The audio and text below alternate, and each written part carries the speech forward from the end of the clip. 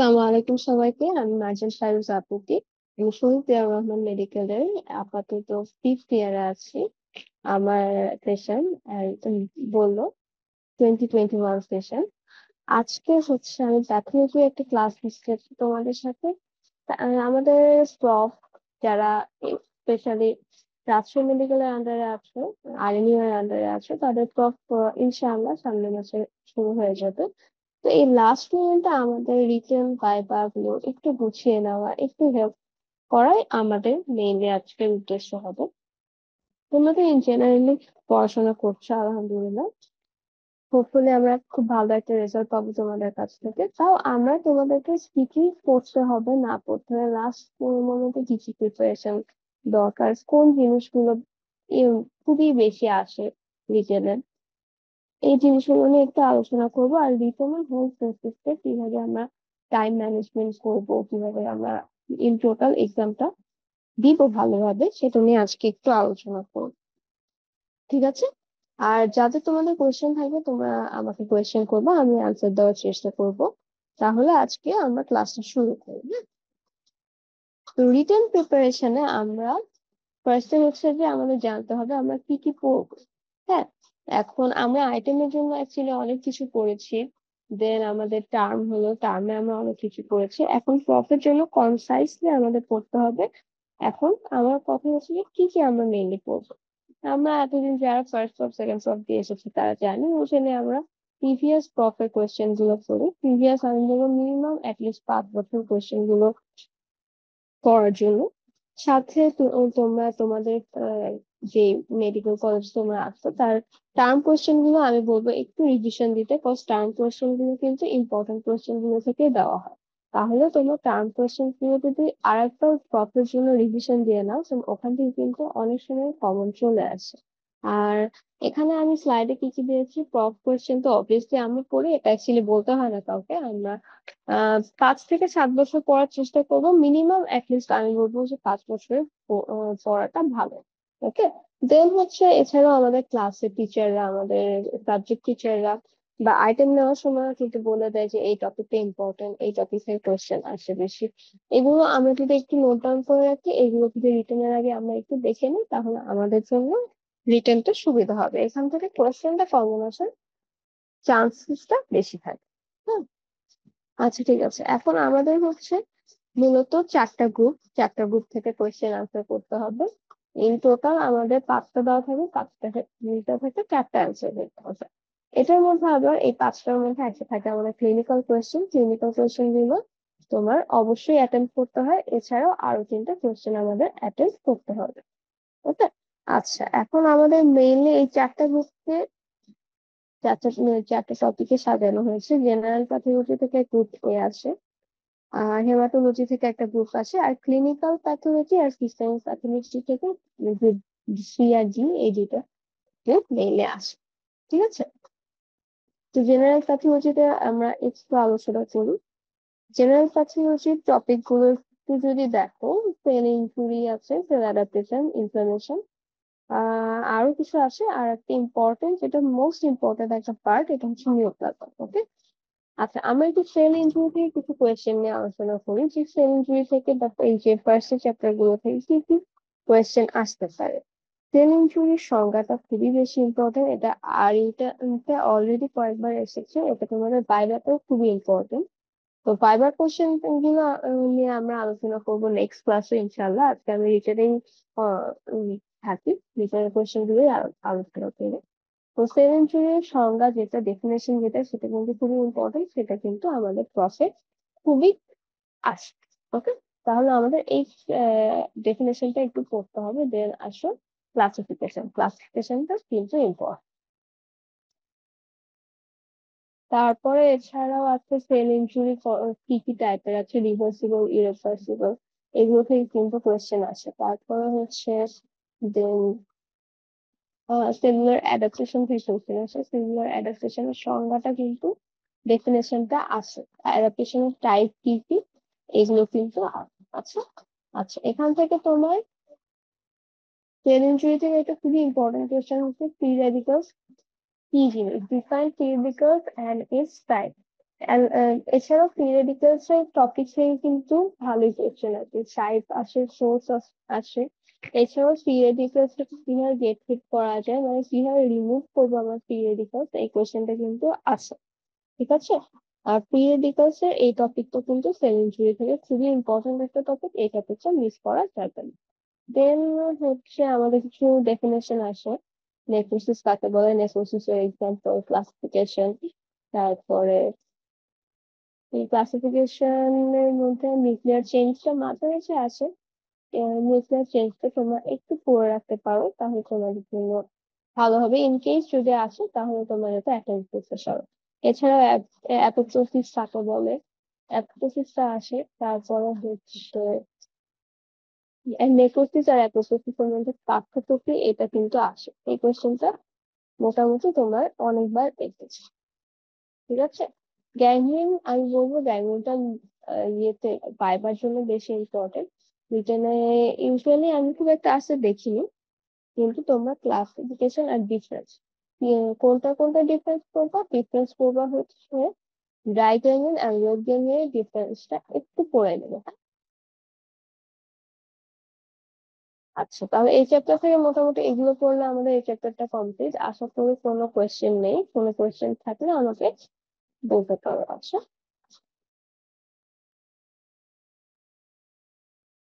আচ্ছা, তাহলে আমরা নেক্সট চ্যাপ্টারে যাই, সেলুলার অ্যাডাপ্টেশন। অ্যাডাপ্টেশন মেইনলি হচ্ছে আমরা পড়বো অ্যাডাপ্টেশন কাকে বলে, কয় ধরনের অ্যাডাপ্টেশন আছে। হ্যাঁ, অ্যাডাপ্টেশনের মধ্যে আমরা কি কি পড়ি, হাইপারট্রফি, হাইপারপ্লাসিয়া, অ্যাট্রফি, মেটাপ্লাসিয়া। ওকে। হাইপারট্রফি হাইপারপ্লাসিয়া কাকে বলে, এটা হচ্ছে ডিফারেন্সটা আছে। হাইপারপ্লাসিয়া কি জিনিস, হাইপারপ্লাসিয়া হচ্ছে নাম্বার অফ সেলটা যখন ইনক্রিজ হবে তখন হাইপারপ্লাসিয়া, আর সাইজ অফ দ্য সেল যখন ইনক্রিজ হবে তখন হচ্ছে হাইপারট্রফি। ওকে। এই দুইটার পার্থক্যটা কিন্তু খুবই ইম্পর্টেন্ট, এই দুইটা পার্থক্য করতে হবে। অ্যাট্রফি, মেটাপ্লাসিয়া, এই দুইটা খুবই ইম্পর্টেন্ট। অ্যাট্রফির চেয়েও আমি বলবো মেটাপ্লাসিয়াটা কিন্তু বেশি ইম্পর্টেন্ট, এখান থেকে কোয়েশ্চেন আসে। একটা ইম্পর্টেন্ট কোয়েশ্চেন মেটাপ্লাসিয়ার হচ্ছে, মেটাপ্লাসিয়াকে কেন টু এজ সোর্ড বলা হয়। এটা ভাইভা এবং রিটেন দুইটাতেই মানে খুবই বেশি আসে। তোমাদের এই কোয়েশ্চেনটা কিন্তু একটু পড়ে রাখতে হবে, কেন বলা হয়, বিকজ মেটাপ্লাসিয়ার ভালো দিকও আছে, খারাপ দিক আছে, এই জন্য এটাকে বলা হচ্ছে টু এজ সোর্ড। ওকে, তাহলে ভালো দিক কি, ভালো দিক হচ্ছে এটা তোমার কি, এটা তোমার হচ্ছে যে নর্মাল ফিজিওলজি যেটা, সেটাকে তোমার আরো বেশি স্ট্রং করে, যাতে তোমার সেল গুলো স্ট্রেস নিতে পারে, স্ট্রেস নেওয়ার জন্য সেল গুলোকে প্রিপেয়ার করে। ওকে। আর খারাপ দিক কি, খারাপ দিক হচ্ছে এটা তোমার মেটাস্টেটিক চেঞ্জ করে বা ম্যালিগন্যান্ট ট্রান্সফরমেশন করে, যেটা এটা খারাপ দিক। ওকে। তাহলে আমরা আশা করি এই কোশ্চেনের অ্যান্সারটা বুঝছি কিভাবে অ্যান্সার করতে হবে। আর এই কোশ্চেনটা তোমরা কিন্তু পড়ে রাখবো, কারণ এই কোশ্চেনটা তোমাদের ফাইবার জন্য যতটা ইম্পর্টেন্ট, রিটেনের জন্য কিন্তু ততটাই ইম্পর্টেন্ট। আচ্ছা, এখান থেকে আরেকটা কোশ্চেন আসে, প্যাথোলজিক ক্লাসিফিকেশন। প্যাথোলজি ক্লাসিফিকেশনের ক্ষেত্রে তোমার সংজ্ঞাটা লাগবে, আর কি কি সাইটে আছে ওই সাইট গুলো লাগবে। আর প্যাথোলজিক্যাল ক্লাসিফিকেশনের মধ্যে থেকে আরেকটা জিনিস আসে, ওটা হচ্ছে ডিস্ট্রফিক ক্লাসিফিকেশন আর মেটাস্ট্যাটিক ক্লাসিফিকেশনের পার্থক্য। ঠিক আছে, এটা একটু পড়ে করতে হয়। দেন আছে আমাদের একটা বড় চ্যাপ্টার আছে, জেনারেল প্যাথোলজি। জেনারেল প্যাথোলজির সবচেয়ে ইম্পর্টেন্ট দুটা চ্যাপ্টার হচ্ছে ইনফ্লামেশন আর নিউপ্লাসিয়া। ঠিক আছে, এই দুটা থেকে কিন্তু কোয়েশ্চেন আসবে। ওকে। তাহলে আসো ইনফরমেশন থেকে আমরা একটু আলোচনা করি। ইনফরমেশনের ডেফিনেশন অবশ্যই এটা খুবই ইম্পর্টেন্ট একটা ইনফরমেশন, ইম্পর্টেন্ট একটা ডেফিনেশন। এটা কিন্তু আমাদের আসবে, এটা খুবই আসে। তারপরে ইনফরমেশনের তোমার ফেট, স্পেশালি অ্যাকিউট ইনফরমেশনের ফেট, অ্যাকিউট ইনফরমেশনের কি কি সেল তোমার কাজ করে, ক্রনিক ইনফরমেশনের কি কি সেল কাজ করে, অ্যাকিউট আর ক্রনিক ইনফরমেশনের যে ডিফারেন্সটা আছে সেটা কিন্তু লাগবে আমাদের। আরেকটা যেটা লাগবে, ইনফরমেশনের কার্ডিনাল সাইন। আচ্ছা, ইনফরমেশনের কার্ডিনাল সাইন্স কি কি, রিবন, টিউমার, ক্যালর, ডলার আর কালসিয়াম ডিএসআর। এখন হচ্ছে তোমাদের যেটা দরকার সেটা হচ্ছে সবগুলো প্যাথোজেনেসিস আসে। কোশ্চেনটা এভাবে আসতে পারে যে pathogenesis of cardinal signs of inflammation. Okay, এখন তোমার সবগুলো প্যাথোজেনেসিস গুলো কিন্তু পড়তে হবে। আচ্ছা, আমরা প্যাথোজেনেসিসটা একটু আলোচনা করি। রুবোটা কি রেডনেস, রেডনেসটা কেন হচ্ছে? ভেসো ডাইলেশনের কারণে হচ্ছে। টিউমারটা কি? টিউমার মানে হচ্ছে সোয়েলিং। এই সোয়েলিংটা কেন হচ্ছে? সোয়েলিংটা হচ্ছে যখন তোমার এক্সট্রা ভ্যাসেশন হচ্ছে। এক্সট্রা ভ্যাসেশন কি হচ্ছে? ফ্লুইড। হ্যাঁ, একটা ফ্লুইডটা তোমার এক্সট্রা ভ্যাসেশন হয়ে অ্যাকুমুলেশন হচ্ছে। এই অ্যাকুমুলেশনের কারণে কি হচ্ছে? এখানে সোয়েলিংটা হচ্ছে। এই সোয়েলিংটাকে কি বলছি? টিউমার।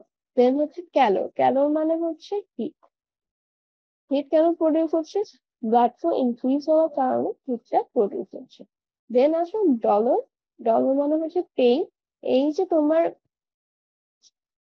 এক্সট্রা ভ্যাসকুলার যেই ফ্লুইডটা অ্যাকুমুলেট হলো, দেন হচ্ছে তোমার ব্লাড ফ্লোটা ইনক্রিজ হলো, এর ফলে কি হচ্ছে? এই মেইনলি ইডেমার ফলে কি হচ্ছে? তোমার আশেপাশে যে নার্ভ এন্ডিংস গুলো আছে সেগুলো কমপ্রেস হচ্ছে। এই নার্ভ এন্ডিংস গুলো কমপ্রেস হওয়ার কারণে তোমার পেইনটা হচ্ছে। ঠিক আছে, এরপরে আসে ফাংশনাল লেইসার। ফাংশনাল লেইসারটা কি? এটা হচ্ছে তোমার ফাংশনটাকে কমায় দিবে। ফাংশনাল লেইসার, ফাংশন, ফাংশন মানে তো ফাংশন, লেইসার মানে লেস, মানে যেই ফাংশনটা এটা প্রডিউস করতে তার চেয়ে কম ফাংশন প্রডিউস করবে। তাহলে এটা টিস্যু ডিসফাংশন কেন হবে? পেইনের কারণে। ঠিক আছে। আচ্ছা, প্যাথোজেনেসিসটা একটু আলোচনা করলাম, তোমরা পড়ে নিবা এই প্যাথোজেনেসিসটা। এটা কিন্তু তোমার রিটেনের জন্য খুবই ইম্পর্টেন্ট একটা কোশ্চেন। এরপরে হচ্ছে তোমার সেল গুলো তো বললামই কি কি সেল কাজ করে। আর অ্যাকিউট ইনফ্লামেশনে কি কি সেল কাজ করে, ক্রনিকে কি কি সেল কাজ করে, এই দুইটার ডিফারেন্স। হ্যাঁ, এই দুইটার ডিফারেন্স কিন্তু ইম্পর্টেন্ট। তারপরে পেইট অফ ইনফ্লামেশন, এটাও মাঝে মাঝে আছে, এটা ফাইবারটা বেশি আছে, কিন্তু রিটেনও এই কোশ্চেনটা আছে। ঠিক আছে, তারপরে অ্যাকিউট ইনফ্লামেশনের কম্পোনেন্ট কি কি? একটা হচ্ছে সেলুলার ইভেন্ট বা সেলুলার কম্পোনেন্ট, আর একটা হচ্ছে ভাস্কুলার কম্পোনেন্ট। সেলুলার কম্পোনেন্ট বলবো যে সেলগুলো আমরা পড়েছি, এই সেলগুলোই হচ্ছে এই অ্যাকিউট ইনফ্লামেশনের সেলুলার কম্পোনেন্ট। আর ভাস্কুলার কম্পোনেন্ট পেশেন্টের যে চেঞ্জটা হচ্ছে সেটাই হচ্ছে ভাস্কুলার কম্পোনেন্ট। ঠিক আছে, তাহলে আমরা এটা একটু পড়ে নেব। তারপর আসে ক্রনিক ইনফ্লামেশন। ক্রনিক ইনফ্লামেশনের ক্ষেত্রে আমি বলবো এখানে আমাদের কিছু কি লেখা আছে এগুলো দেখতে হবে। আচ্ছা, তো অ্যাকিউট ইনফ্লামেশনের সেলুলার চেঞ্জটা এটা আমি বলিনি, সেলুলার চেঞ্জটা একটু পড়ে ফেলবে, এটা কিন্তু আমাদের প্রিভিয়াস কোশ্চেন, প্রিভিয়াস যে প্রব গুলো আছে সেই প্রব গুলোতে এসেছে। হ্যাঁ, এরপরে আসি আরো কিছু কোয়েশ্চেন, যেমন সাইটোকাইন, কেমোকাইন্স। এই সাইটোকাইন্স কাকে বলে? সাইটোকাইন্স এর এক্সাম্পল। কেমোকাইন্স কাকে বলে? কেমোকাইন্স এর এক্সাম্পল। এইগুলো কিন্তু আমাদের সফটে রিটেন আসে। তোমরা কি আমার কথা শুনতে পাচ্ছো বা বুঝতে পারছো, বা কোনো কোয়েশ্চেন আছে? আমি একটু রেসপন্স চাচ্ছি তোমাদের কাছ থেকে। যারা যারা জয়েন করেছে একটু রেসপন্স করবা, তাহলে বুঝতে পারবে যে তোমরা বুঝতে পারছো কিনা। ঠিক আছে। আচ্ছা, আমি তাহলে প্রসিড করি।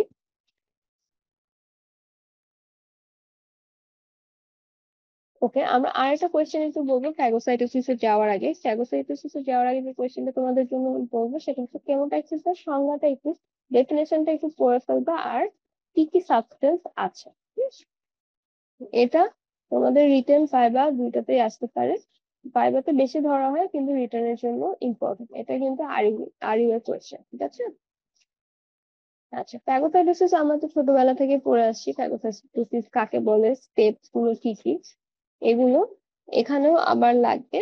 স্টেপস এগুলো ফ্যাগোসাইটোসিস নিয়ে আমি বেশি কথা বলবো না, যেহেতু এটা আমরা ছোটবেলা থেকে পড়ে আসছি। এই কোয়েশ্চেনটা কিন্তু খুবই ইম্পর্টেন্ট। আগে ফিজিওলজিতে তেমন ইম্পর্টেন্ট ছিল, এখন প্যাথোলজিতেও এসে কিন্তু এটা আসসালামু ইকুয়ালি আলাইকুম আপু, ইম্পর্টেন্ট। আমি একটু ইন্টারাপ্ট করছি। যেটা হচ্ছে হ্যাঁ ভাইয়া, যদি sure. কিনা হচ্ছে সাউন্ড কোয়ালিটি বোধহয় একটু সমস্যা হচ্ছে। আপনি যদি মাউথ পিস যেটা রয়েছে মানে ইয়ারফোন যদি ইউজ করে থাকেন সেটা যদি একটু কাছে নিয়ে কথা বলতেন ভালো হতো। আচ্ছা, এবার কি শোনা যাচ্ছে? এবার কি ক্লিয়ার? হ্যাঁ, এখন ঠিক আছে। আচ্ছা, ঠিক আছে, থ্যাংক ইউ। আচ্ছা, আমরা কি বলছিলাম? আমরা হচ্ছে ফ্যাগোসাইটোসিস কাকে বলে। সেটা সম্পর্কে একটু আলোচনা করছিলাম। আচ্ছা, ফ্যাগোসাইটোসিসের কাকে বলে এটা তো আমরা ফিজিওলজিতেই পড়েছি, সেম সেম অ্যান্সার এখানে থাকবে। আর স্টেপ গুলো আমরা একটু পড়ে নিব। এরপর হচ্ছে কেমিক্যাল মেডিয়েটরস কি কি আছে এই ইনফরমেশনের, এটা একটু পড়তে হবে। এটা আমরা অনেক সময় ওভারলুক করে যাই, কিন্তু এই কোয়েশ্চেনটা কিন্তু আমাদের আসে, ইভেন প্রিভিয়াস গুলোতে কিন্তু এসেছে। স্পেশালি যারা আরএমইউ এর আন্ডারে আছে তাদের জন্য কিন্তু এই কোয়েশ্চেনটা ইম্পর্টেন্ট। আচ্ছা, কেমিক্যাল মেডিয়েটরস কি কি আছে ইনফরমেশনের ক্ষেত্রে? একটা হচ্ছে সেল ডেরাইভড, আর একটা হচ্ছে plasma protein derived. Cell derived কি কি আছে? সেল ডেরাইভডে আমরা পাবো দুই ধরনের মেডিয়েটরস, একটা হচ্ছে প্রি ফর্ম আর একটা হচ্ছে নিউলি সিনথেসাইজড। দেন আর একটা কি পাবো, আর একটা হচ্ছে প্লাজমা প্রোটিন ডেরাইভড। প্লাজমা প্রোটিন ডেরাইভড এর মধ্যে কি কি পাবো, একটা হচ্ছে কমপ্লিমেন্ট প্রোডাক্ট আর একটা হচ্ছে ফ্যাক্টর ক্লিয়ার। ফ্যাক্টর ক্লিয়ার অ্যাক্টিভেশনটাকে আমরা কি বলবো? হেক্সেন ফ্যাক্টর বলবো। ওকে। আচ্ছা, এটার ভিতরেও আমি আর ডিটেলস বললাম না, এটা তোমরা একটু পড়ে নিবা। আমরা নেক্সট কোয়েশ্চেন গুলো আলোচনা করবো।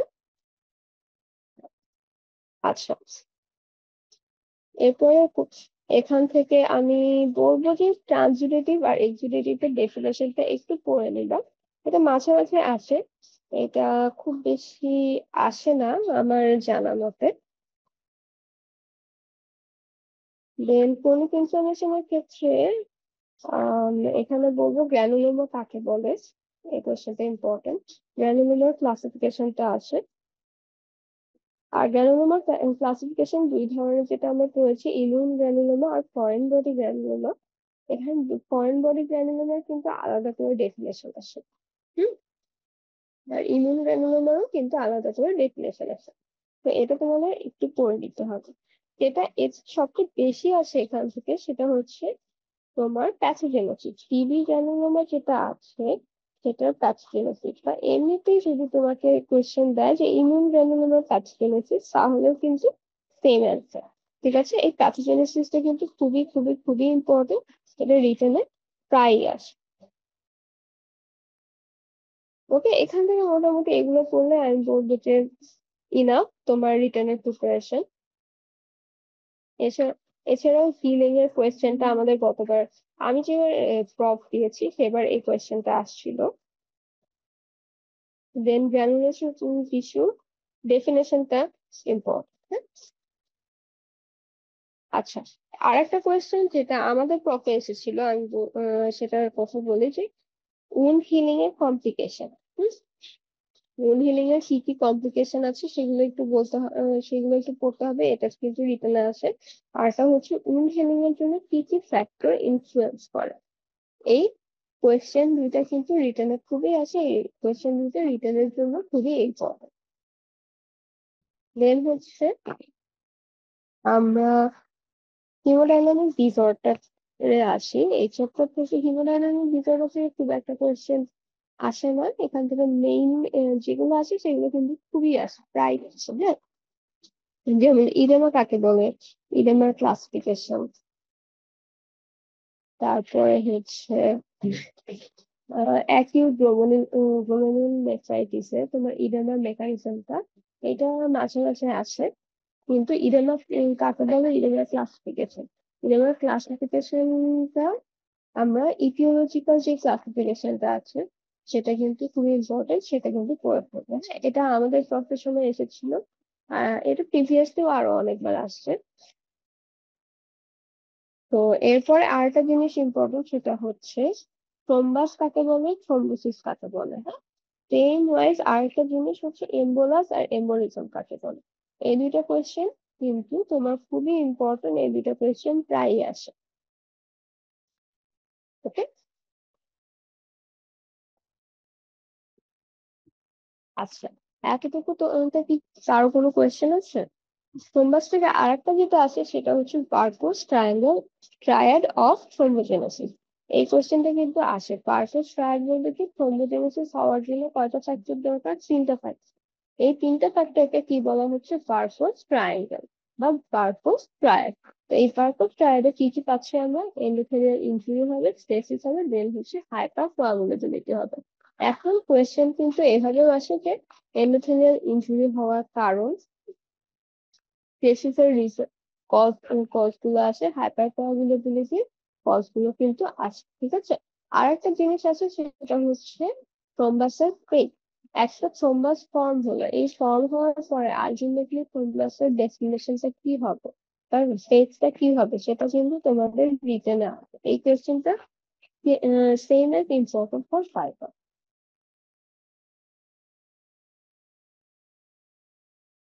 ওকে, তাহলে এরপরে আসো এম্বোলিজম সম্পর্কে তো বললামই। এম্বোলাস কাকে বলে, এম্বোলিজম কাকে বলে? এম্বোলাসের ক্লাসিফিকেশন, এটা খুবই ইম্পর্টেন্ট। ক্লাসিফিকেশন কয় ধরনের এম্বোলাস আছে? তিন ধরনের এম্বোলাস আছে, কিন্তু সলিড, লিকুইড, গ্যাসিয়াস। সলিডের কিছু এক্সাম্পল লাগবে আমাদের, লিকুইডের এক্সাম্পল লাগবে, এবং গ্যাসিয়াস বা এয়ার এম্বোলিজমের এক্সাম্পল লাগবে। ওকে, এটা কিন্তু তোমাদের করে ফেলতে হবে। এই কোয়েশ্চেনটা কিন্তু অনেক আছে। আচ্ছা, আর একটা যেটা কোয়েশ্চেন আসে, যেটা আমি ম্যাক্সিমাম টাইমে ওভারলুক হয়ে যাই এম্বোলিজম থেকে, যে ডিকম্প্রেশন সিকনেস কাকে বলে, এটা একটু আসে। আর bends and chokes in patient with decompression sickness, এই কোয়েশ্চেনটা একটু আসে। যে ডিকম্প্রেশন সিকনেস বলতে কি বুঝছো, এটা আসে। আর bends and choke in decompression sickness, bends and choke decompression sickness, bends and choke মানে কি, সেইটা একটু তোমাদের বিচারে কিন্তু আসবে। তাহলে বেঞ্চ এন্ড ফিক্স, বেঞ্চ মানে কি? বেঞ্চ মানে হচ্ছে তোমার বাঁকানো। তো বেঞ্চ ওয়ার্ডটা আমরা ধারণা করে নিতে পারি যে মাস্কুলোস্কেলেটাল সিস্টেমটার সাথে কোনোভাবে রিলেটেড, ঠিক আছে, ওয়ার্ডটা থেকে। দেন আসো চোখ। চোখ মানে কি? চোখ মানে হচ্ছে গলায় আটকে যাওয়াকে ইংলিশে চোখ, চোকিং বলা হয়, ওখান থেকে চোখ আসছে। তো হলো চোখ, এই ওয়ার্ডটা থেকে আমরা কি পাচ্ছি? এটা কোথাকার প্রবলেম হতে পারে? ইউজুয়ালি একটা, যদি তোমার গ্রসলি আইডিয়া করো, তাহলে পালমোনারি সিস্টেমে কিছু একটা হতে পারে, তাই না? ওয়ার্ডসটা, ওয়ার্ডস দুটো দেখে তাই মনে হয়। তাহলে আসলে এটা তাই। বেঞ্চটা কি আর চোখটা কি, আমি একটু বলে দিই। চোখটা হচ্ছে তোমার এই পালমোনারি ইডেমা, হিমোরেজ বা পালমোনারি কোনো তোমার ইনজুরি হলে যে ইম্বোলিজমটা হয়,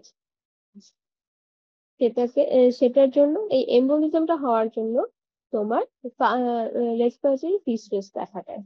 এই রেসপিরেটরি ডিস্ট্রেসটাকে আমরা বলছি চোক, ঠিক আছে? তার মানে তোমার কোনো ইনজুরির জন্য যদি কোনো গ্যাস বা বাবল তোমার অ্যাকুমুলেট হয় পালমোনারি ভেসেলে, তাহলে তোমার কি সিমটম ডেভেলপ করে? রেসপিরেটরি ডিস্ট্রেসটা ডেভেলপ করে। এই রেসপিরেটরি স্ট্রেস যেটা হচ্ছে, সেটাকে তোমার চোকস বলা হয়। এই সেম ভাবে ডেন্সটা কি, এই সেম গ্যাস বাবলস এর কারণে যদি তোমার মাস্কুলোস্কেলেটাল কোনো প্রবলেম হয়, মাস্কুলোস্কেলেটাল সিস্টেম বলতে কি, মাসল, সাপোর্টিং টিস্যু, জয়েন্ট, এগুলোতে যে পেইনফুল কন্ডিশনটা ডেভেলপ করছে, সেটাকে আমরা বলছি ডেন্স, ঠিক আছে? তাহলে বেঞ্চ কি আর চোখস কি, আশা করি এই দুইটার পার্থক্য বোঝা গিয়েছে। এই দুইটা কোশ্চেন, যদি এই কোশ্চেনটা আসে যে what do mean by bends and chokes in patient with decompression sickness, আশা করি এই কোশ্চেনটা তোমরা অ্যাটেন্ড করতে পারবে। এই কোশ্চেনটা কিন্তু আরএমইউ এর কোশ্চেন, হ্যাঁ, এই জন্য একটু এমফাসাইজ করা যে এই কোশ্চেনটা আসলে কিন্তু অনেকে আমরা বুঝি না অ্যাকচুয়ালি কিভাবে অ্যাটেন্ড করতে হবে।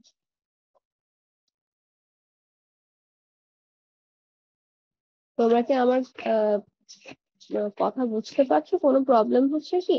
কোনো প্রবলেম হলে কিন্তু রেসপন্স করো তোমরা, হ্যাঁ? তোমরা তো রেসপন্স করছো না, আমি কিন্তু বুঝতেছি না আসলে যে আমার এই সেশনটা আদৌ ফ্রুটফুল হচ্ছে নাকি না। কোনো কোয়েশ্চেন থাকলে আমাকে জানাও। আচ্ছা, তাহলে আমি একটু প্রসিড করি। আর আরেকটা ইম্পর্টেন্ট কোয়েশ্চেন হচ্ছে এই চ্যাপ্টার থেকে আসে, যে শক কাকে বলে, শকের ক্লাসিফিকেশন। এটাও আমাদের ফিজিওলজির পড়া, ছোট থেকে পড়ে আসতেছি। সেম সংজ্ঞা, সেম ক্লাসিফিকেশন। ক্লাসিফিকেশনের সাথে সাথে আমরা পড়বো প্রত্যেকটা ক্লাসিফিকেশনের কজ। কার্ডিওজেনিক শকের কজ কি, হাইপোভোলেমিক শকের কজ কি, ঠিক আছে, নিউরোজেনিক শকের কজ কি, সেপ্টিক শকের কজ কি, এগুলো কিন্তু আমাদেরকে একটু পড়ে ফেলতে হবে।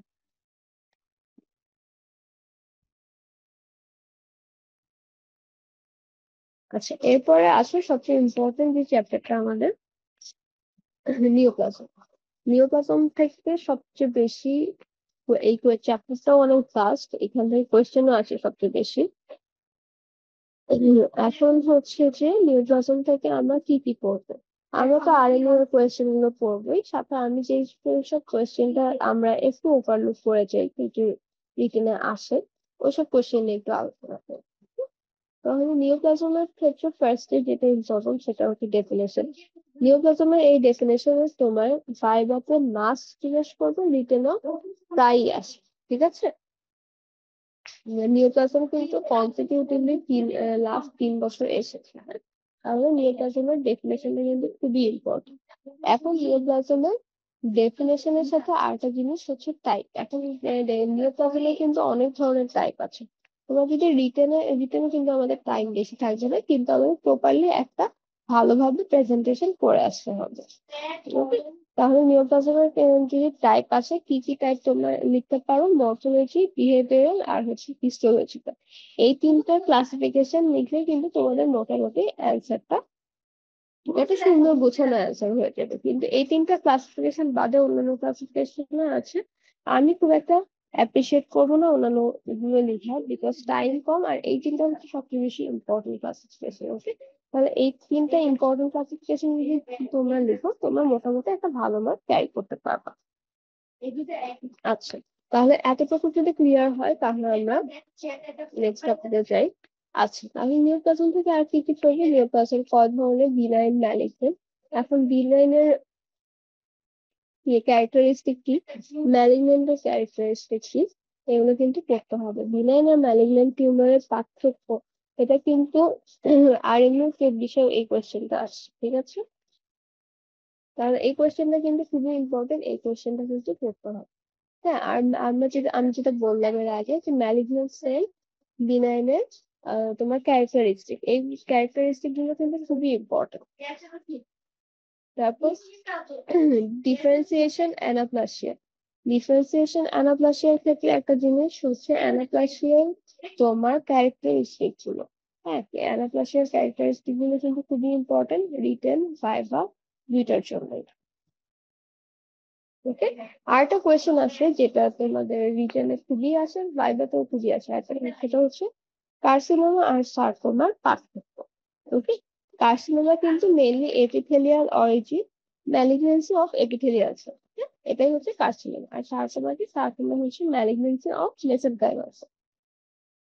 ওকে, দেন এখানে কিছু টুকটাক ইয়ে আছে, ডেফিনেশন আছে। ডিফারেন্সিয়েশন, অ্যানাপ্লাসিয়া, ডিসপ্লাসিয়া, এইগুলোর ডেফিনেশন গুলো কিন্তু আমাদের আসে। হ্যাঁ, আর একটা ইম্পর্টেন্ট জিনিস আছে, এটা হচ্ছে carcinoma in situ. Carcinoma in situ কাকে বলে, এটা কিন্তু আমাদের আসে। হ্যাঁ, দেন আরেকটা জিনিস আমাদের ইম্পর্টেন্ট, সেটা হচ্ছে তোমার মেটাস্টেসিসের ডেফিনেশন, মেটাস্টেসিসের পাথওয়ে, ঠিক আছে। মেটাস্টেসিসের পাথওয়ে কয় ধরনের, মেইনলি আমরা বলবো 3 ধরনের।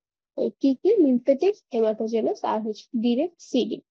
এখন এই তিনটা রুটে কি কি কার্সিনোমা বা কি কি ম্যালিগনেন্সি হয় সেটা একটু তোমাদের জানতে হবে। ওকে, আচ্ছা, এতটুকু ক্লিয়ার আছে, কারো কি কোনো কোয়েশ্চেন আছে?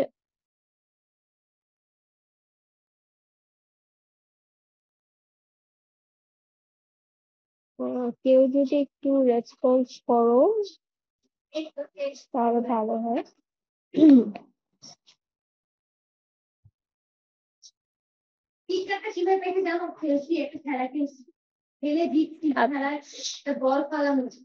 এরপর হচ্ছে আমরা যেটা পড়বো সেটা হচ্ছে টিউমার মার্কার। টিউমার মার্কার কাকে বলে, টিউমার মার্কারের এক্সাম্পল, এটা কিন্তু ইম্পর্টেন্ট একটা কোয়েশ্চেন, এটা কিন্তু আমাদের আছে। ওকে, আচ্ছা, আরেকটা জিনিস আছে, প্যারানিওপ্লাস্টিক সিনড্রোম কাকে বলে? প্যারানিওপ্লাস্টিক সিনড্রোমের কিছু example, then grading of tumour, grading of staging, এই কোশ্চেনটা কিন্তু রিটেলে খুবই বেশি আসে। ঠিক আছে, গ্রেডিং আর স্টেজিং, গ্রেডিং কাকে বলে, স্টেজিং কাকে বলে? গ্রেডিং আর টা হচ্ছে তোমার চারটা গ্রেডে ভাগ করা হয়। গ্রেডিংটা মেনলি হচ্ছে তোমার ডিগ্রি অফ ডিফারেন্সিয়েশনটাকে বোঝানোর জন্য গ্রেডিং অফ টিউমারটা ইউজ করা হয়। আর স্টেজিং, স্টেজিং হচ্ছে ইন ওভারঅল তোমার ম্যালিগন্যান্সিটা কয়টা প্রাইমারি লেভেল আছে, কতটুকু এক্সটেন্ড করেছে, কয়টা নিউক্লিয়াস ইনভলভ হয়েছে, সবগুলো একটু বেসিস করে যে তোমার যেটা করা হয় সেটা হচ্ছে টিউমার স্টেজিং। হ্যাঁ, টিউমার স্টেজিং এর ক্ষেত্রে একটা টিএনএম সিস্টেম আছে, আর একটা হচ্ছে এজেসি সিস্টেম আছে। সবচেয়ে ইউজ করা হয় কোনটা? TNM system. ওকে, আচ্ছা, টিএনএম সিস্টেমটা কি? টিএনএম এর ক্ষেত্রে টি হচ্ছে প্রাইমারি, প্রাইমারি টিউমারটা কতটুকু এক্সটেন্ড হয়েছে ওটার জন্য আমরা টি ইউজ করি, টি ফর টিউমার। আর এন হচ্ছে নাম্বার অফ নিউক্লিয়াস ইনভলভমেন্ট, এটার ক্ষেত্রে আমরা এন ইউজ করবো। আর এম এর ক্ষেত্রে হচ্ছে মেটাস্টেসিস, যেটা মেটাস্টেসিস হচ্ছে কি হচ্ছে না, এটার উপর বেসিস করে আমরা এন এর মার্কিংটা করবো। ঠিক আছে, আচ্ছা, দেন হচ্ছে তোমার ল্যাব ডায়াগনোসিস, টিউমার মার্কারের জন্য আমরা কি কি ল্যাব ডায়াগনোসিস করে থাকি। এই কোয়েশ্চেনটা রিটেনে খুবই আসে, এই কোয়েশ্চেনটা একটু করে ফেলতে হবে। ঠিক আছে, মোটামুটি আমার জেনারেল প্যাথোলজি থেকে এইগুলোই তোমার কম বেশি আসে রিটেনে। এছাড়া তোমরা তো আরএমইউ এর যে প্রিভিয়াস প্রপার কোয়েশ্চেন গুলো আছে, মিনিমাম 5 বছর পড়বা, 5 থেকে 7 বছর পড়াটা ভালো। দেন হচ্ছে তোমরা যে তোমাদের টিচার সাজেশন দিবে, ওই সাজেশনটা একটু ফলো করার চেষ্টা করবা। এছাড়াও তোমাদের প্রিভিয়াস যে টার্ম গুলো হয়েছে, টার্মে কি কি কোয়েশ্চেন বারবার আসছে, কি কি কোয়েশ্চেন গুলো এমফাসাইজ করা হয়েছে, এগুলো একটু তোমরা কিন্তু হাইলাইট করো। ওকে, তাহলে জেনারেল প্যাথোলজি থেকে আমার এইটুকু আলোচনা ছিল। এবার আসে আমার হেমাটোলজি। কারো কোনো কোয়েশ্চেন আছে? না আপু। আচ্ছা, তাহলে হেমাটোলজির ক্ষেত্রে আমরা মেইনলি ব্রড স্পেকট্রাম চিন্তা করে কয়টা জিনিসে ভাগ করছি, আরবিসি, ডাব্লিউবিসি, প্লাটিলেট।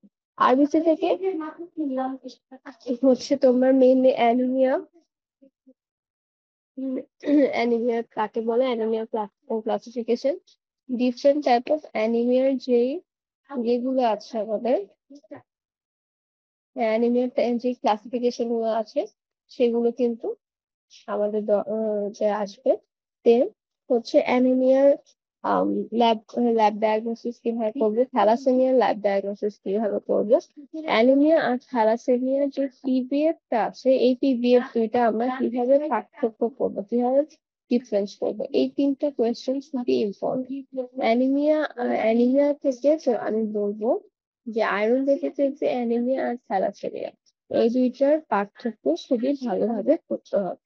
ঠিক আছে, আয়রন ডেফিসিয়েন্সি অ্যানিমিয়ার ক্ষেত্রে একটা জিনিস কি, আয়রন ডেফিসিয়েন্সি পিভিএফ এর টা যদি আমি বলি, আয়রন ডেফিসিয়েন্সি অ্যানিমিয়াতে তোমার পেন্সিল সেল মাস থাকে, যেটা থ্যালাসেমিয়াতে থাকে না।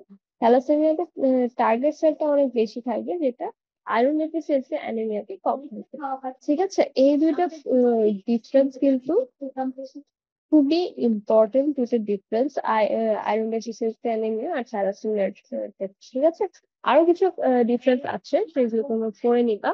তারপরে হচ্ছে এখান থেকে আর একটা মেগালোব্লাস্টিক অ্যানিমিয়াটা ইম্পর্টেন্ট। মেগালোব্লাস্টিক অ্যানিমিয়া কেন হয়, সেটা কেন হয় ওটা একটু লাগবে। আর একটা হচ্ছে থ্যালাসেমিয়া, যেহেতু বললাম, থ্যালাসেমিয়ার সাথে আরেকটা জিনিস বলতে হয়, হিমোগ্লোবিনোপ্যাথি। এই দুইটার মেইন ডিফারেন্স কি? হিমোগ্লোবিনোপ্যাথিসের ক্ষেত্রে হচ্ছে স্ট্রাকচারাল অ্যাবনর্মালিটি থাকবে আরবিসি, আর থ্যালাসেমিয়ার ক্ষেত্রে নাম্বারটা অ্যাবনর্মাল থাকবে আরবিসি, মানে যেই অ্যাডিকুয়েট নাম্বার আরবিসি এর দরকার সেটা প্রডিউস হবে না থ্যালাসেমিয়ার ক্ষেত্রে। আর হিমোগ্লোবিনোপ্যাথিসের ক্ষেত্রে হচ্ছে স্ট্রাকচারাল অ্যাবনর্মাল আরবিসি প্রডিউস হবে। ঠিক আছে, মেজর ডিফারেন্সটা আমরা বুঝতে পারবো। তাহলে হিমোগ্লোবিনোপ্যাথিসের ক্ষেত্রে কি হবে, এটা হচ্ছে একটা কোয়ালিটেটিভ চেঞ্জ, আর থ্যালাসেমিয়া যেটা সেটা হচ্ছে কোয়ান্টিটেটিভ চেঞ্জ। কোয়ান্টিটিটা তোমার চেঞ্জ হচ্ছে, আর হিমোগ্লোবিনোপ্যাথিসের কোয়ালিটিটা চেঞ্জ হচ্ছে। Okay? আচ্ছা, আর প্রত্যেকটার কনফার্মেটরি টেস্ট কি কি সেগুলো কিন্তু আমাদের একটু পড়ে নিতে হচ্ছে।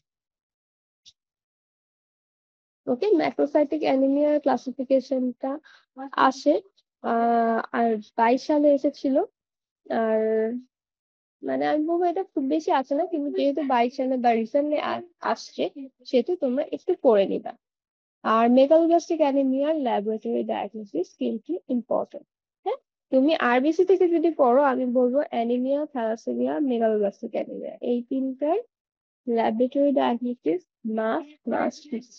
ওকে, এরপরে তোমরা যদি পড়তে চাও তাহলে হচ্ছে ম্যাক্রোসাইটিক অ্যানিমিয়ার ক্লাসিফিকেশনটা পড়তে পারো, ম্যাক্রোসাইটিক অ্যানিমিয়ার কজটা পড়তে পারো। ম্যাক্রোসাইটিক অ্যানিমিয়ার কজটা ফাইবাসে বেশি আসে, এর কিন্তু রিটেল মাঝে মাঝে। ওকে, আর একটা হচ্ছে ইম্পর্টেন্ট অ্যানিমিয়া আমি বাদ দিয়েছি, সেটা হচ্ছে অ্যাপ্লাস্টিক অ্যানিমিয়া। অ্যাপ্লাস্টিক অ্যানিমিয়ার ক্ষেত্রেও কিন্তু তোমার ল্যাব ডায়াগনোসিসটা খুবই ইম্পর্টেন্ট।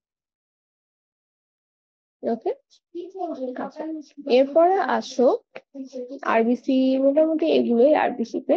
এবার আসো ডাব্লিউবিসি। ডাব্লিউবিসি এর ক্ষেত্রে কি করবো, ডাব্লিউবিসি অ্যাবনর্মালিটি কি আছে, লিউকেমিয়া। তার মানে আমাদের কি করতে হবে এখানে, লিউকেমিয়া কাকে বলে, লিউকেমিয়া ক্লাসিফিকেশন। কোন ক্লাসিফিকেশনটা করবো, এফএবি ক্লাসিফিকেশন। এফএবি ক্লাসিফিকেশন তোমার রিটেনে প্রায়ই আছে, ঠিক আছে। তাহলে এফএবি ক্লাসিফিকেশনটা কিন্তু খুবই ইম্পর্টেন্ট রিটেনের জন্য। তারপরে হচ্ছে এখানে আরেকটা জিনিস পড়বো, সেটা হচ্ছে মাইলোব্লাস্ট আর হচ্ছে লিম্ফোব্লাস্ট। মাইলোব্লাস্ট আর লিম্ফোব্লাস্টের পার্থক্য আমরা কি কি পড়ছি, আমরা এখানে পড়ছি লিউকেমিয়াকে হচ্ছে এএমএল, অ্যাকিউট মাইলয়েড লিউকেমিয়া, আর হচ্ছে ক্রনিক মাইলয়েড লিউকেমিয়া পড়তেছি, আর হচ্ছে অ্যাকিউট লিম্ফোয়েড লিউকেমিয়া পড়তেছি, ক্রনিক লিম্ফোয়েড লিউকেমিয়া পড়তেছি। এখন এএমএল আর সিএমএল এর মধ্যে, না, এএমএল আর এএলএল এর মধ্যে পার্থক্য। হ্যাঁ, পার্থক্য কি কি পার্থক্য করবা, এটা হচ্ছে তোমাদের পিরিয়ড যে চেঞ্জটা আছে, পেরিফেরাল ব্লাড ফিল্মের যে চেঞ্জটা আছে, সেটা কিন্তু আমাদের করতে হয়। ঠিক আছে, মাইলোব্লাস্ট আর লিম্ফোব্লাস্টের পার্থক্য আগে বলেছি, এই পার্থক্যগুলো কিন্তু আছে। তারপরে সিএমএল এর ক্ষেত্রে পেরিফেরাল ব্লাড ফিল্মটা একটু দেখবা তোমরা, মানে ল্যাব ডায়াগনোসিস যেটা, সেটা 24-এ আসছে, কিন্তু এটা খুব ফ্রিকুয়েন্টলি আসে না। কিন্তু তাও যেহেতু 24-এ আসবে, সেহেতু তোমরা একটু পড়ে ফেলো।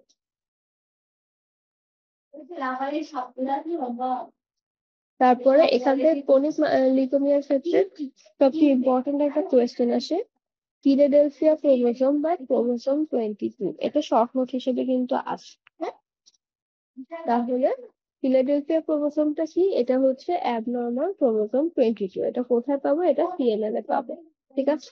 আচ্ছা, এই অ্যাবনর্মাল ফিলাডেলফিয়া ক্রোমোসোমটা অ্যাকচুয়ালি কি অ্যাবনর্মালিটি আছে, এটা হচ্ছে 22 নাম্বার ক্রোমোসোম আর 9 ক্রোমোসোম যেটা আছে, এই দুটো ক্রোমোসোম হচ্ছে ইন ট্রান্সলোকেশন হয়। ট্রান্সলোকেশন হয় মানে হচ্ছে 22 ক্রোমোসোম আর 9 ক্রোমোসোমের একটা পার্ট তো হচ্ছে তোমার ইন্টারচেঞ্জ হয়। ইন্টারচেঞ্জ হয়ে যেটা হয় সেটা হচ্ছে একটা অ্যাবনর্মাল ক্রোমোসোমে পরিণত হয়, যার কারণে যেটাকে বলা হচ্ছে ফিলাডেলফিয়া ক্রোমোসোম। ওকে, এটা হচ্ছে কোথায় পাওয়া যায় বলে, এটা সিএমএল এ পাওয়া যায়।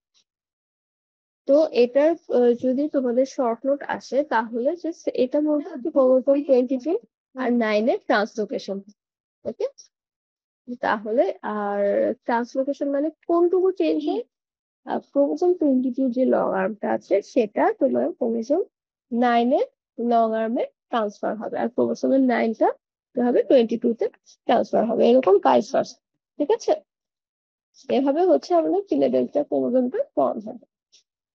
এইটা কিন্তু খুবই ইম্পর্টেন্ট, এটা তোমাদের শর্ট নোট হিসেবে আসে, এই কোয়েশ্চেনটা যাতে তোমাদের মিস না হয়। ঠিক আছে, আর একটা কোয়েশ্চেন হচ্ছে সিএমএল এর ক্লিনিক্যাল ফেজ কি কি, 3টা পেজ আছে, পেজের জাস্ট নামগুলো জানলেই হবে।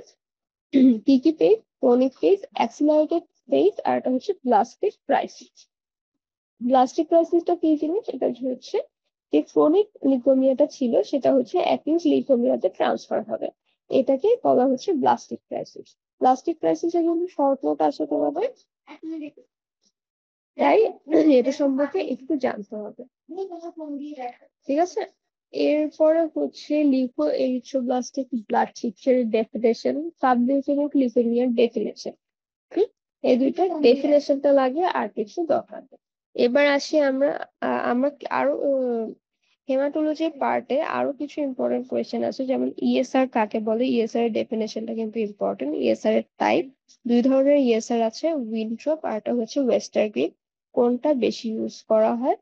ওয়েস্টারগ্রিনের ফ্যাসিলিটিটা কি, ওয়েস্টারগ্রিন কেন বেটার, আর স্কাই হাই ইএসআর কখন কখন হয়? স্কাই হাই বলতে কি বোঝাচ্ছি, যখন ইএসআরটা হচ্ছে 100 ক্রস করবে তখন সেটাকে আমি বলবো স্কাই হাই ইএসআর, ওকে, বা হাই রাইজ ইএসআর, ঠিক আছে। আর ইন জেনারেলি ইএসআর কখন কখন বাড়ে, এই কোয়েশ্চেনটা কিন্তু আসে, এই কোয়েশ্চেনটা কিন্তু এমসিকিউ এর জন্য ইম্পর্টেন্ট। হ্যাঁ, আমরা এমসিকিউ কে কিন্তু ওভারলুক করে যাই, এমসিকিউ কিন্তু ওভারলুক করা যাবে না। আচ্ছা, আর একটা জিনিস হচ্ছে, এবার আসি প্লাটিলেটের ক্ষেত্রে। প্লাটিলেটের ক্ষেত্রে হচ্ছে মেইনলি আমাদের ব্লিডিং ডিসঅর্ডার আছে, আর ব্লিডিং ডিসঅর্ডার আর থ্রোম্বোসাইটোপেনিয়া। থ্রোম্বোসাইটোপেনিয়া কাকে বলে, এটার কজ, এই কোয়েশ্চেন কিন্তু খুবই ইম্পর্টেন্ট। এই থ্রোম্বোসাইটোপেনিয়ার কজের মধ্যে কিন্তু অ্যাকোয়ার্ড আছে আর কনজেনিটাল আছে, এগুলো কিন্তু আমাদের আলাদা আলাদা করে লিখতে হবে, তাহলে আমরা একটা ভালো মার্ক ক্যারি করতে পারবো, ওকে। এছাড়াও ব্লিডিং ডিসঅর্ডার কাকে বলে, ব্লিডিং ডিসঅর্ডার ক্লাসিফিকেশন, এই দুটো এই কোয়েশ্চেন গুলো, এগুলো হচ্ছে তোমরা মানে ইউজুয়ালি এই কোয়েশ্চেন গুলো খুবই আসে, এই কোয়েশ্চেন গুলো তো আমি না বললেও তোমরা পড়বা, কারণ আরএমইউ তে এগুলো অনেকবার এসেছে, ঠিক আছে। আর একটা ইম্পর্টেন্ট কোয়েশ্চেন আছে, এটা হচ্ছে আইটিপি কাকে বলে। আইটিপি ফুল ফর্ম কিন্তু ইমিউন সাইটিক পারফরমেন্স, ঠিক আছে। তাহলে আইটিপি ল্যাব ডায়াগনোসিসটা কিন্তু ইম্পর্টেন্ট, ওকে। আইটিপি ল্যাব ডায়াগনোসিসটা আমাদের পড়তে হবে, আর ওদিকে হচ্ছে ডিআইসি এর ল্যাব ডায়াগনোসিসটা একটু পড়তে হবে। আচ্ছা, দেন আসি হিমোফিলিয়া। হিমোফিলিয়া কাকে বলে? হিমোফিলিয়া হচ্ছে একটা X link recessive coagulation disorder. এটা টাইপ কি কি? টাইপ হচ্ছে হিমোফিলিয়া এ আর হিমোফিলিয়া বি। আর হচ্ছে আমরা এই হিমোফিলিয়া কিভাবে ল্যাব ডায়াগনোসিস এর জন্য কি কি টেস্ট করবো? দুই ধরনের টেস্ট আছে, screening test, confirmatory test. Confirmatory test কি কি? ফ্যাক্টর 8 এসে, ফ্যাক্টর 9 এসে। ফ্যাক্টর 8 এসে কখন করবো? যখন হিমোফিলিয়া এ এর ক্ষেত্রে ফ্যাক্টর 8 এসে করবো, এটা হচ্ছে ফ্যাক্টর। হিমোফিলিয়া এ এর ক্ষেত্রে কনফার্মেটরি টেস্ট, আর 9 এর ক্ষেত্রে কনফার্মেটরি টেস্ট হচ্ছে হিমোফিলিয়া বি, ওকে। এছাড়াও আমাদের ব্লাড ট্রান্সফিউশনের কিছু কোয়েশ্চেন আছে, যেগুলো আমরা ফিজিওলজিতে পড়েছি এর আগে। Same question, same answer. Blood group কাকে বলে, মেজর ব্লাড গ্রুপিং কি কি, ক্রস ম্যাচিং কাকে বলে, ব্লাড ট্রান্সফিউশনের ক্ষেত্রে কি কি আমরা খেয়াল করব, ইন্ডিকেশন কি। হ্যাঁ, এই কোয়েশ্চেন গুলো হচ্ছে আমরা এর আগেও পড়ে এসেছি, এখনো সেম কোয়েশ্চেন, অ্যান্সারও সেম। আমরা এগুলো একটু পড়ে দেবো। আর ব্লাড ট্রান্সফিউশনের হ্যাজার্ডটা কি, এটা একটু পড়বো, হ্যাঁ। আইএসসি কম্প্যাটিবিলিটি, এগুলো আমরা আগেও পড়ে এসেছি, আরেকবার একটু আমি রিভিশন দিয়ে নেব, ঠিক আছে। তাহলে হেমাটোলজি মোটামুটি এগুলোই। হেমাটোলজি থেকে আসলে হেমাটোলজিটা পার্টটুকু আমি বলবো একটু কম পড়াশোনা এখানে, তো হেমাটোলজি থেকে মোটামুটি এগুলোই আসবে। এছাড়া হচ্ছে তেমন একটু আমি সিগনিফিকেন্ট পাইনি। এছাড়া তোমরা তো প্রিভিয়াস টপ কোয়েশ্চেন গুলো পড়বাই, ওকে। তখন আশা করি আর কোনো সমস্যা হবে না। আচ্ছা, এখান থেকে মোটামুটি কোয়েশ্চেন শেষ। এখন সিস্টেমিকে যাওয়ার আগে আমরা হচ্ছে ক্লিনিক্যাল প্যাথোলজিতে আসি। এই টপিকটাও কিন্তু আমাদের ছোট একটা টপিক, কিন্তু এখান থেকে কোয়েশ্চেন গুলো আমাদের সিস্টেমিকের সাথে মিলায় আসবে, তো ঠিক আছে। যেমন লিভার ফাংশন টেস্টের সাথে হয়তো আসতে পারলো সিওসি সমথিং এর ডেফিনেশন, ওকে। জন্ডিস কাকে বলে, জন্ডিসের টাইপ, জন্ডিসের 3 ধরনের জন্ডিস, হেপাটোলজিক্যাল, তারপর 3 ধরনের জন্ডিস যেটা আছে, এই 3 ধরনের জন্ডিসটা আমরা পাঠ্যসূচি কিভাবে পড়বো, হিমোলাইটিক, হেপাটোসেলুলার আর হচ্ছে অবস্ট্রাকটিভ। এটাকে আমরা ইউরিনের মাধ্যমে, ইউরিন কালচারের মাধ্যমে কিভাবে ডিফারেন্স করবো, ব্লাডের মাধ্যমে কিভাবে করবো, আর স্টুলের মাধ্যমে কিভাবে করবো, এই 3টা কোয়েশ্চেন কিন্তু আসে, হ্যাঁ? এই 3টা কোয়েশ্চেন কিন্তু খুবই ইম্পর্টেন্ট।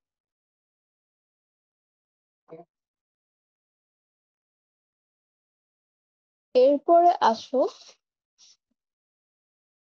জন্ডিস থেকে তো বললামই, রেনাল ফাংশন টেস্টটা কিন্তু আসে আমাদের। রেনাল ফাংশন টেস্টটা আসে তোমার সিস্টেমিকের যে সিস্টেমিকের যেটা আছে, রেনাল সিস্টেম যেটা, সেটার সাথে আসে। আম, এখানে নেফ্রোটিক সিনড্রোম, নেফ্রাইটিক সিনড্রোমের ডিফারেন্স, দেন হচ্ছে নেফ্রোটিক সিনড্রোমে কি কি আমরা ল্যাব ডায়াগনোসিস করবো, নেফ্রাইটিকের ক্ষেত্রে কি ল্যাব ডায়াগনোসিস করবো, এগুলো কিন্তু আসে। আর রেনাল ফাংশন টেস্ট এটাও কিন্তু আসে,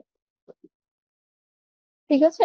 আর এখানে লিপিড আর কোলেস্টেরলের যে টেবিলটা আছে, নর্মাল লেভেল কোনটা, হাই লেভেল কোনটা, এটা তোমাদের পড়তে হবে, এটা খুবই আসে। আর স্টুল এক্সামিনেশনের ক্ষেত্রে আমি বলবো যে অকাল্ট ব্লাড টেস্ট, এইটার তোমরা শর্ট নোটটা একটু পড়বা।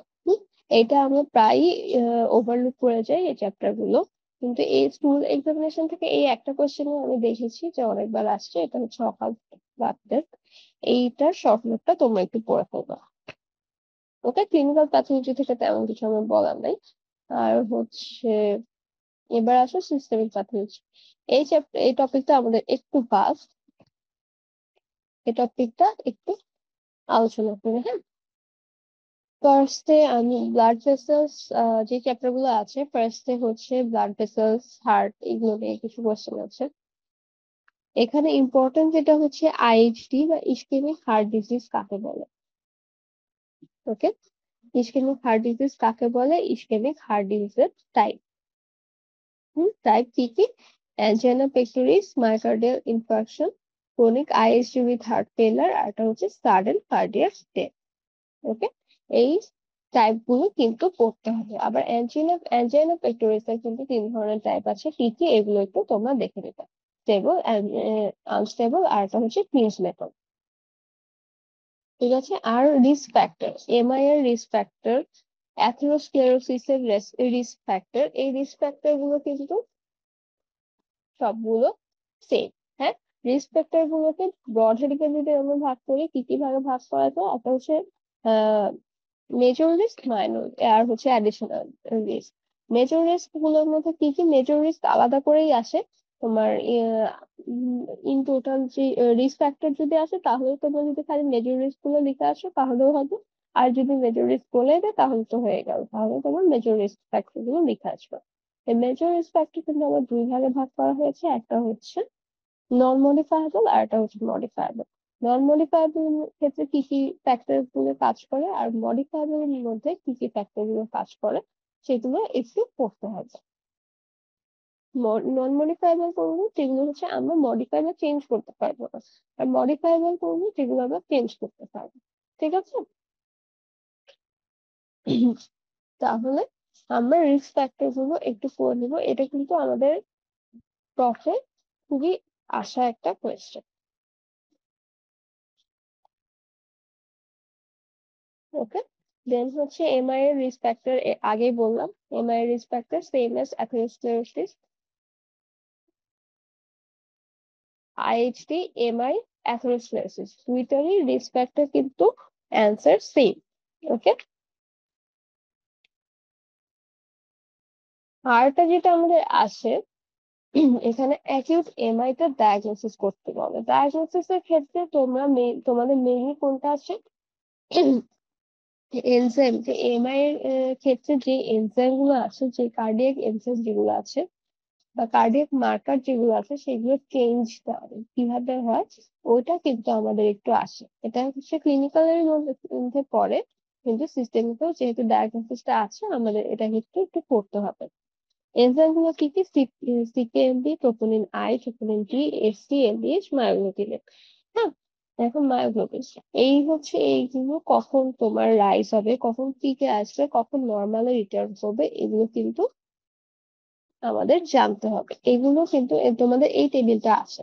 তখন কি বলবো, জাস্ট যদি ভ্যালু গুলো তোমাদের মনে না থাকে, তাহলে জাস্ট এনজাইম গুলোর নাম লিখবা, তারপর হচ্ছে চেঞ্জেস গুলো লিখবা, কখন কখন রাইজ হচ্ছে, কখন পিকে যাচ্ছে, এবং কখন নর্মাল যাচ্ছে। হ্যাঁ, এতটুকু লিখলে আমি বলবো যে ভালো একটা নাম্বার তোমরা ক্যারি করতে পারো। আচ্ছা, দেন হচ্ছে এমআই এর কমপ্লিকেশন। এমআই এর কমপ্লিকেশনটা দরকার হবে কি, আর হচ্ছে এখানে আর কিছু যেমন এমআই এর কমপ্লিকেশনটা ইম্পর্টেন্ট, এটা প্রায়ই আসে। তারপরে হচ্ছে তোমার অ্যাথেরোস্ক্লেরোসিস এর কমপ্লিকেশনটাও কিন্তু ইম্পর্টেন্ট। ওকে, এটা আমি মিস করে গিয়েছি। এরপরে আসে রিউমেটয়েড ফিভার। এটা কিন্তু rheumatic fever, rheumatic heart disease. এখানে কি আসে, রিউমেটিক ফিভারের ক্ষেত্রে আসে হচ্ছে তোমার জোনস ক্রাইটেরিয়া।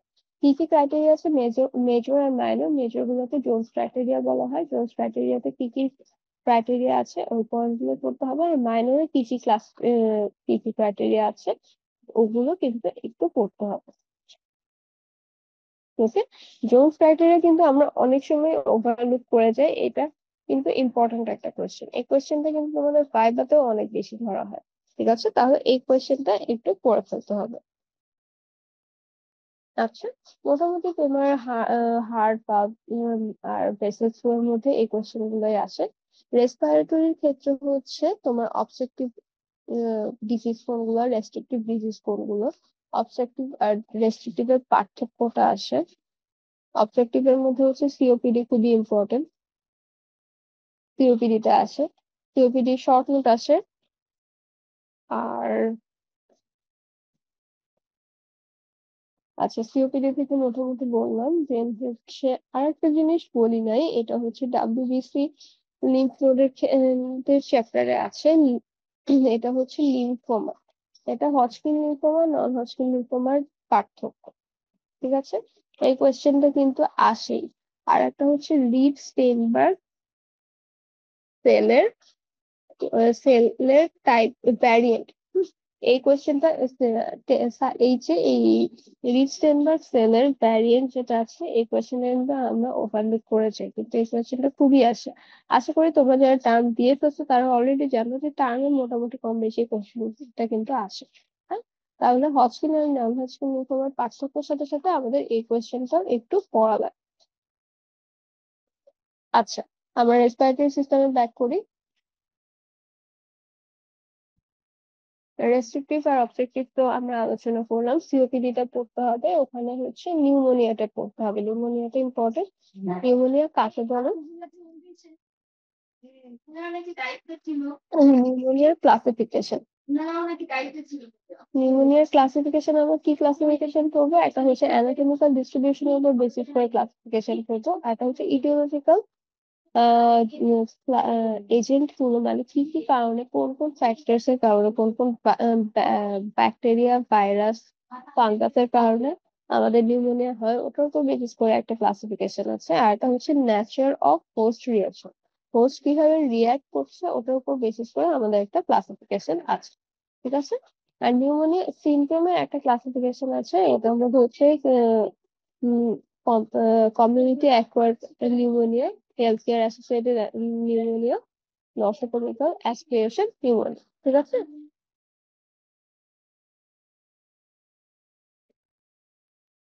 আচ্ছা, নিউমোনিয়া থেকে মোটামুটি এগুলো আসে। এছাড়া তোমার পালমোনারি সিস্টেমে ইম্পর্টেন্ট হচ্ছে পালমোনারি টিবি। পালমোনারি টিবি প্যাথোজেনেসিসটা খুবই আসে।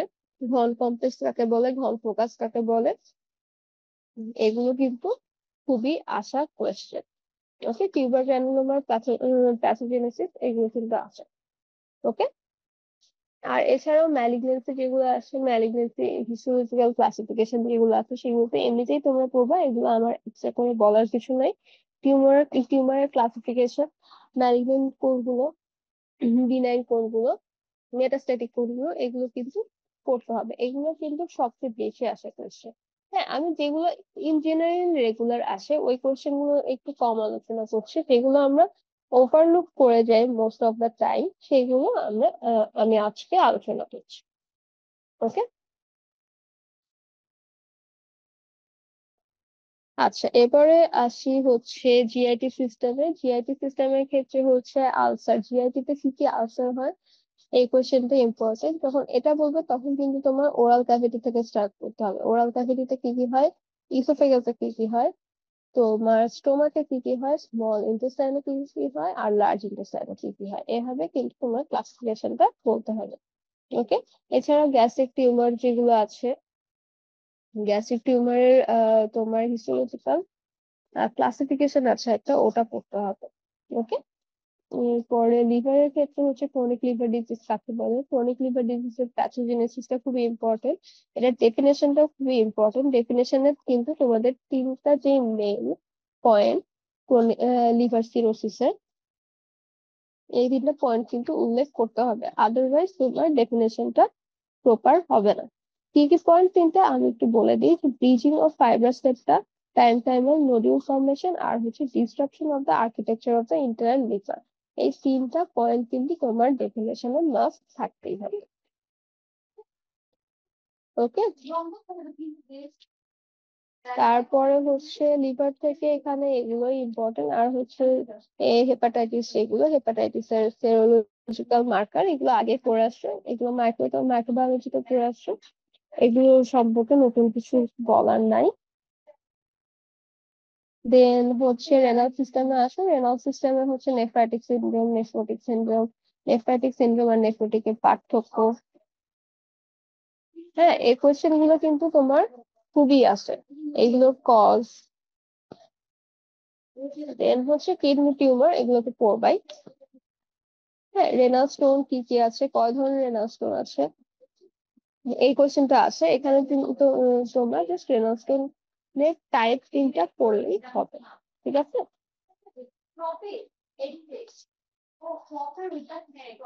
তারপরে হচ্ছে এখানে আরো কিছু আছে, যেমন মেল জেনিটালিয়ার ক্ষেত্রে তোমার টিউমার গুলো আছে, কি কি টিউমার ডেভেলপ করে, ডেভেলপ করতে পারে। তারপর হচ্ছে একটা ইম্পর্টেন্ট কোয়েশ্চেন আছে মেল জেনিটাল সিস্টেমে, এটা হচ্ছে পিএসএ।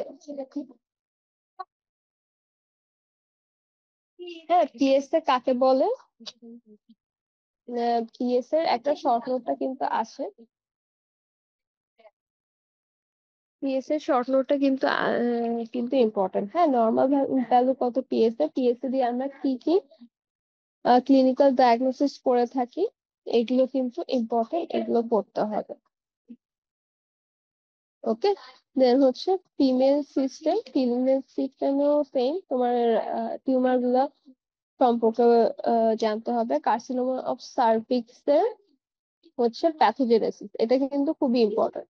হ্যাঁ, ট্রান্সফরমেশন জোন কাকে বলে, এইটা একটু তোমাদের পড়ে ফেলতে হবে। এই ট্রান্সফরমেশন জোনটা যদি তোমরা বুঝো তাহলে হচ্ছে তোমরা প্যাথোজেনেসিসটা খুব ইজিলি বুঝতে পারবা।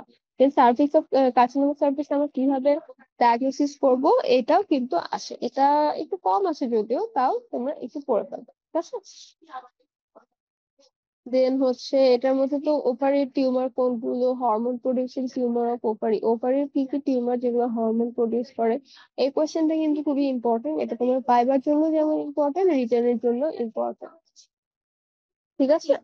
তারপরে হচ্ছে এছাড়াও স্কিনের ক্ষেত্রে রোডেন্ট আলসারটা আছে অনেক, আর কি কি টিউমার আছে স্কিনে সেটাও কিন্তু আছে, ঠিক আছে।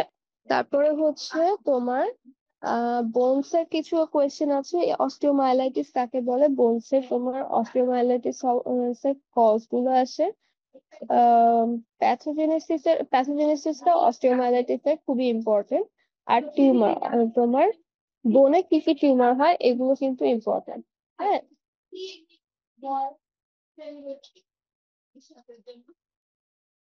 তারপরে হচ্ছে সিএনএস থেকে তোমার সিএনএস এ কি কি টিউমার আছে এগুলো আছে, এখানে টিউমার গুলো কিন্তু অনেক বড় ক্লাসিফিকেশন আছে, তোমরা সবগুলো যদি মনে রাখতে না পারো, যেগুলো যেগুলো মনে রাখতে পারো বা যেগুলো যেগুলো কমন, যেমন মেনিনজাইটিস এ কি কি হয়, তারপরে হচ্ছে তোমার পেরিফেরাল নার্ভ শীথে কোনগুলো হয়, ছানোমা, তারপরে আহ এভাবে কিছু কিছু কোয়েশ্চেন আছে, যে কিছু কিছু টিউমার্স আছে যেগুলো খুবই ইম্পর্টেন্ট, যেমন নিউরনে কি কি টিউমার হয়, তারপরে প্যারেনকাইমাল টিউমারটা খুব একটা ইম্পর্টেন্ট না, নিউরোগ্লিয়াতে কি কি টিউমার হয় এগুলো কিন্তু ইম্পর্টেন্ট। এইগুলোর কয়েকটা কয়েকটা এক্সাম্পল যদি পড়ো তাহলে কিন্তু টিউমার অফ সিএনএস আসলে তোমরা লিখতে পারবা। ঠিক আছে?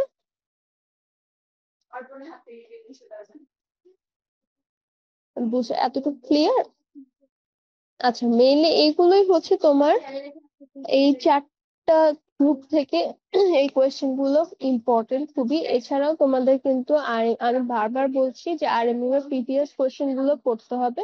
প্রিভিয়াস কোয়েশ্চেন মিনিমাম 5 বছর পড়বা, বেশি হলে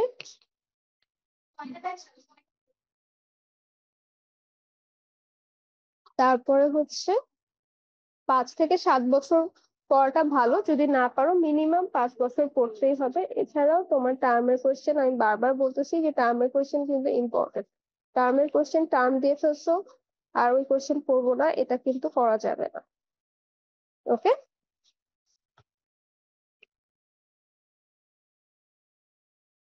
তারপর হচ্ছে টাইম ম্যানেজমেন্ট, এগুলো তোমাদেরকে কি বলবো, তোমরা তো অলরেডি দুইটা প্রফ দিয়েই আসছো, এগুলো নতুন করে বলার কিছু নাই। আমাদের এমসিকিউ এর জন্য কিন্তু 20 মিনিটস থাকে, আর সিকিউ এর জন্য হচ্ছে 2 ঘন্টা 10 মিনিট। হুম। আর আমাদের 4টা অ্যান্সার স্ক্রিপ্ট থাকে, group A B C D এর জন্য আলাদা করে, এগুলো বলার কিছু নেই, এগুলো অলরেডি তোমরা জেনে আসছো। কি কি কোয়েশ্চেন অ্যাটেম্প করতে হবে সেটাও এর আগে বলেছি। আর এখন বলো তোমাদের কোনো কোয়েশ্চেন আছে কিনা। না আপু।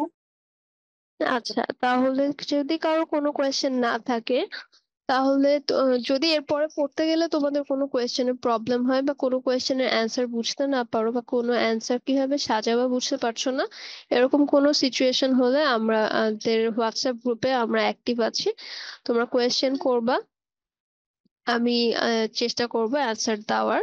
ইনশাআল্লাহ নেক্সট ক্লাসে আমাদের দেখা হবে আবার। ওকে, টিল দেন, আসসালামু আলাইকুম, সবাই ভালো থাকবে।